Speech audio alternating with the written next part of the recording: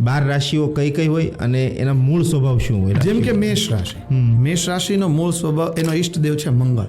મંગળનો સ્વભાવ છે સેનાપતિ, લોજિકલ હોય, એનામાં ઇમોશનલ માણસ સેનાપતિ બની શકે નહીં. તો મેષ રાશિનો આ સ્વભાવ હોય. બીજી હોય વૃષભ.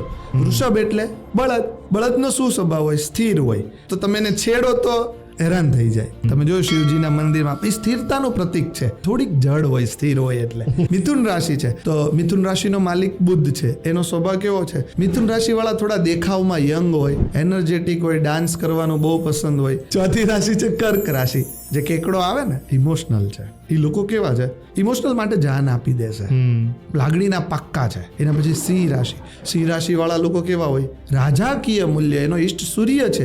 સૂર્ય કેવો છે? રાજા છે.